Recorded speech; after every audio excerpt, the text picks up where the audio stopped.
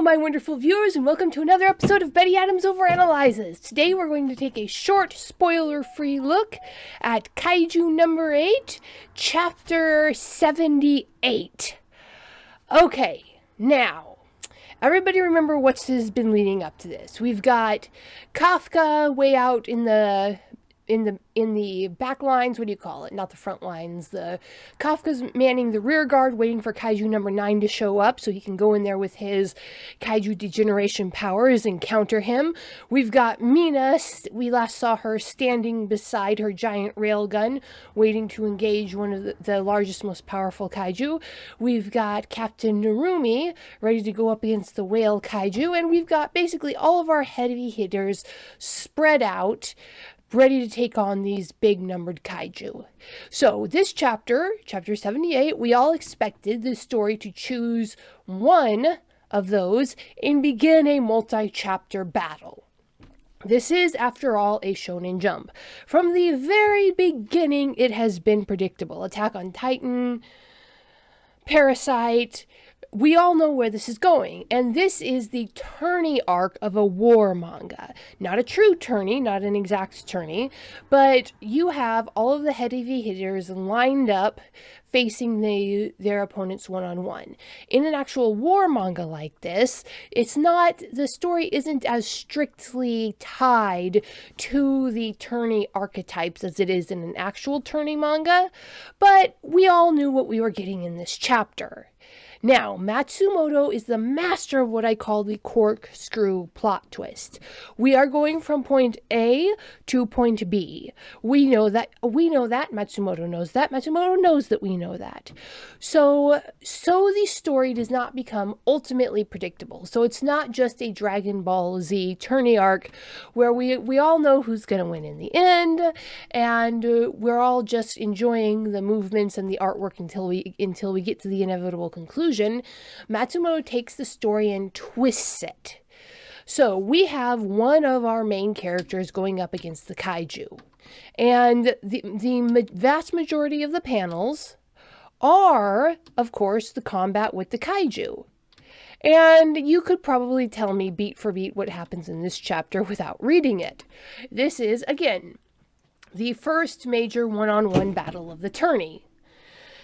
So, what happens in the first major one-on-one battle of the tourney? You start out, the opponents test each other, the one that we're rooting for starts to take a hit, and at the end of the chapter, the one that we're rooting for is on their back foot. They've been beaten back a little bit.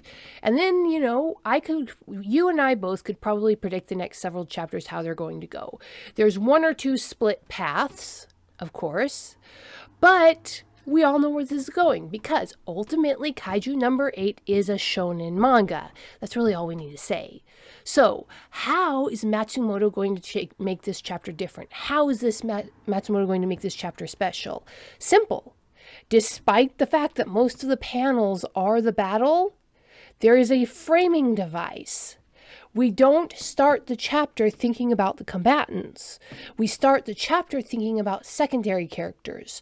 We are watching this chapter through the eyes of a secondary character who we have come to care about almost as much as the primary characters, who we love, who we appreciate. This isn't a heavy hitter. This isn't a combatant. This is just someone watching essentially from the sidelines, about to have their heart broken, actively having their heart broken in the chapter. And I don't want to give any spoilers, so I can't give any details. But that is what's going on here. This story, this combat tourney story, is not about the combatants. This is about the people who are suffering around the combatants. Not the victim of the buildings falling down, not the innocent civilians stuck in the way. But this is one of those chapters about those who wait. There's an old saying, those who wait also serve. The concept that it's not just the front line of the infantry and the RAF up in their planes actively battling that are the ones winning the war. It is the hundreds and thousands of support personnel in the lines that are making sure that The guns have the bullets and the soldiers have the beans to keep the effort going. And so this chapter, we're not watching for someone to win or lose a battle. We're watching to someone be tortured as their heart slowly breaks as they sit and they watch that battle.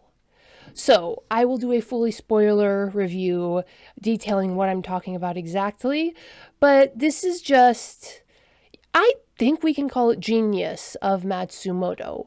We all knew what this chapter was going to be, and Matsumoto gave us what we were expecting. We are I think we're all going to be fully satisfied with the combat and the art and the action lines and the distance shots that shows the massive explosion with the glowing ball of fire at the center and the little tiny characters reacting as the shock waves echo out from the center blow.